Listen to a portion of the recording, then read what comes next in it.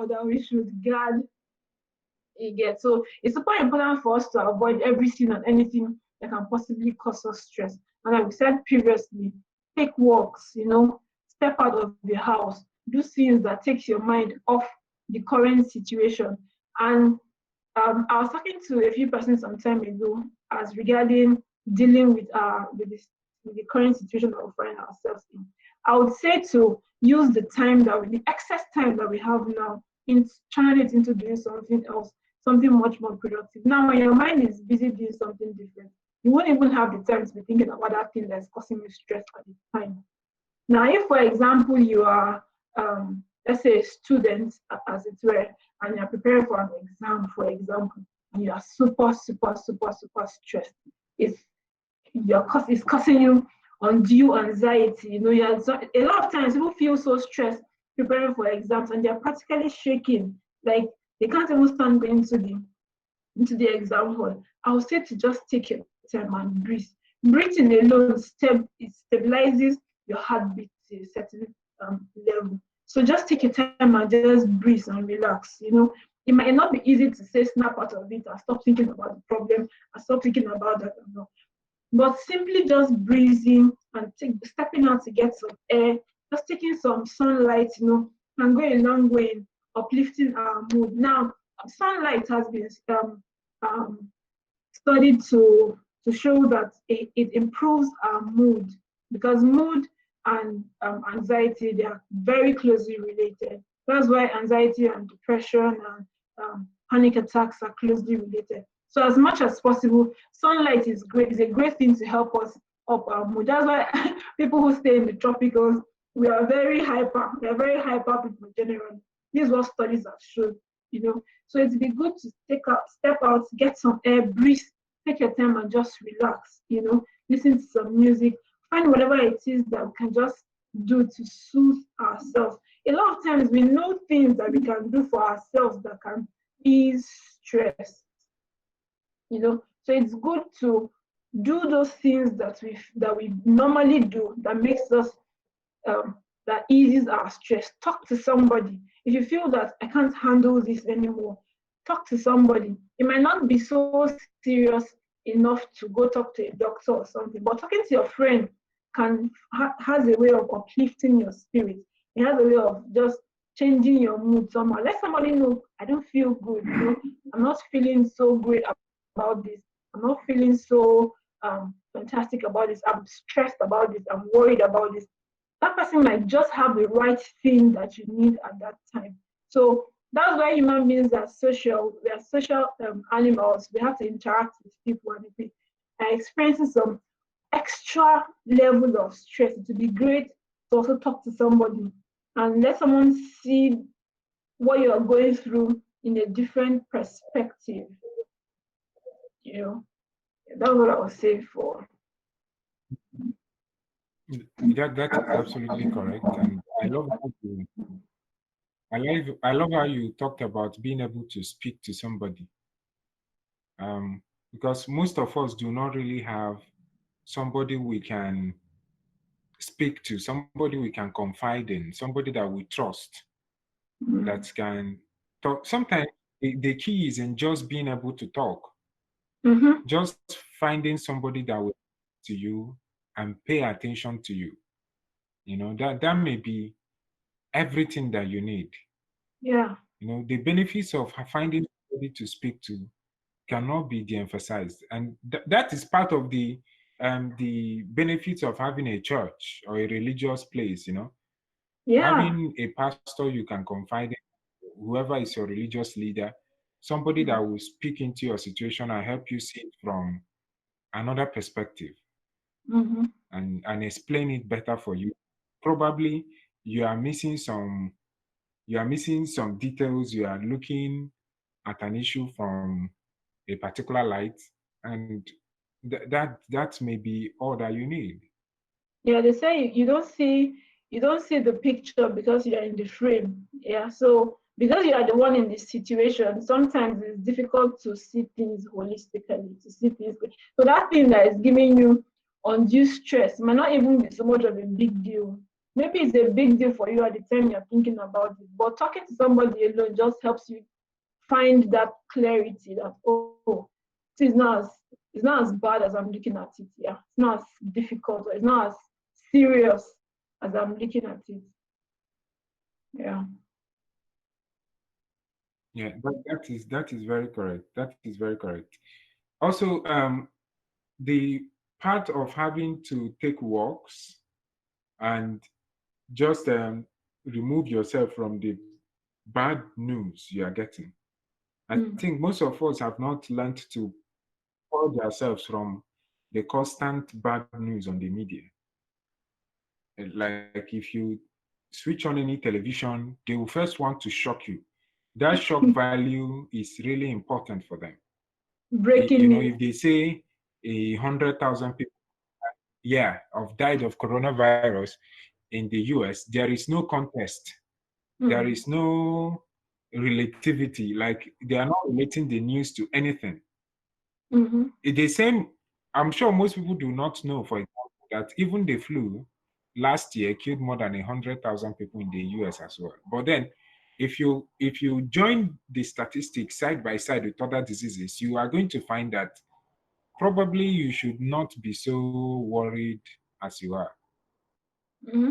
Someone was telling me the other day that even the Lassa fever in Nigeria is even causing much more damage than the corona is. But when nobody is talking about it, nobody is dwelling so much about it because it's not global, as it were. But the coronavirus, because it's everywhere, yeah, it's easier to contract and all of that, yeah.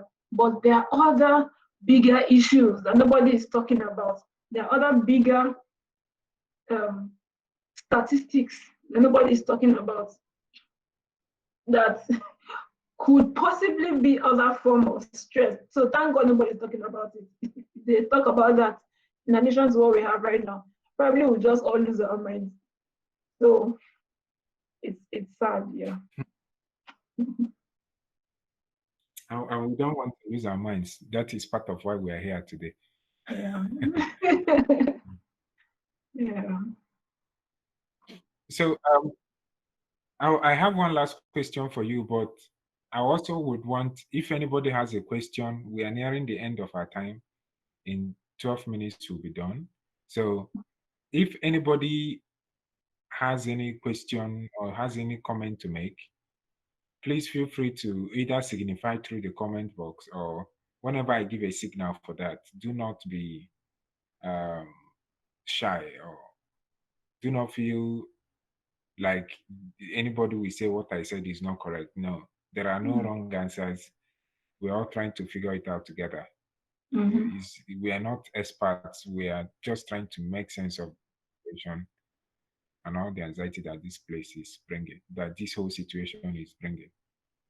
Yeah. So I want you to talk about gratitude journaling more, because I feel like sometimes when we focus on so much bad things, we lose sight of the beautiful graces that we have. Yeah. You So know, a few can months you dwell ago, more on that gratitude? That question. yeah, gratitude journaling is simply writing down the things that you're grateful for daily. It's just like keeping a diary or keeping a journal. A lot of us were keeping diaries while we were younger. We'll come and say, this one happened today, I spoke to this person today, and all of that. But it's just similar. The same thing with gratitude journaling. Writing every day what you are grateful for. Now, different people do gratitude journaling differently. Yeah, some people write every day, they write 3 things or 5 things they are grateful for, and then they dwell upon it. So they say, I'm grateful for this. Let me use today, for example. I had some meetings today, they went well. I had presentations, they went well. I recorded a video, it went well. So I can, at the end of the day, I say, I'm grateful for the meeting I had today, it was successful. And this was the reason why I'm happy about it. I'm grateful for my what. Everything that you are grateful for that day. It doesn't have to be like in full details, but the important thing is to capture what you are grateful for. Now, some people do the other way of writing one thing that they're grateful for the whole day, and then they dwell upon it. So they can write a whole page of explaining why they are grateful for that thing. Personally, I prefer to do the writing one thing that I'm grateful for that day, because when you dwell upon one thing, you can really, really see how big that thing is, regardless of how small it might look. You know. So if, for example, you have to, if you are having to think about 5 to 6 things that you need to write down, now you spend more time thinking about the thing that you are grateful for, as against being really grateful. Now this is how I do mine. But people do theirs in different ways. So for me, it's super important, because after writing all of this, sometimes you might feel really down, or some things might not just be working out right in your life or around you. And you just go through your gratitude journal and you'll be amazed the amount of things that you have done, or the amount of things that have been going well. And you just realize that, come on, I'm not doing so bad here. I'm not I'm not so back. I'm not so way behind in the train. Yeah. You understand? But if you don't have anything to reference to, it's easy to forget about it, because our minds are quick. It's quick to think about the bad thing, think about the thing that is not working, think about where the problems is. Wants to identify all the problems and quickly take care of it. That's the way our minds are built. Yeah. But when you have something that you can easily, quickly go refer to and check out anytime, you can remember, oh yeah, this thing worked out like this. Oh yeah, this thing worked out like this. Well, I'm not doing so bad. So I think it's something everybody should do. I really recommend. I actually made a full video on gratitude journaling. So it's something I think everybody Well, should do. that's good. I think we'll check that out later. Now, to recap on what we've discussed so far. First Mm-hmm. of all, we started with discussing on what mental health means. Mm-hmm. We define mental health as being cognitively, behaviorally, and emotionally well. That Mm-hmm. is having full cognitive, emotional, and behavioral wellness. A person Yeah. who captures that is mentally healthy. Then we spoke about the fact that there are so many mental illnesses, mental health issues, not illnesses. Part of the reason people in Nigeria and Black people generally find it stigmatizing is because we do not pay attention to it and we feel like we are Black. So why would we do Immune. that? Okay. Thank you, Chidebere. I'm trying to recap all that we've done. If you follow this, if you follow how I'm talking about it, you'll be able to see where we are at the moment.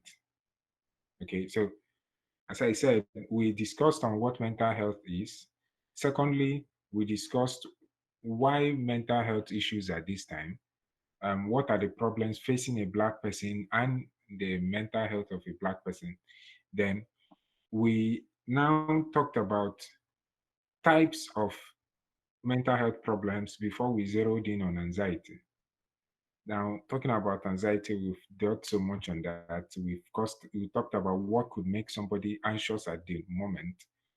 Part of the reason is this COVID-19 situation that we have.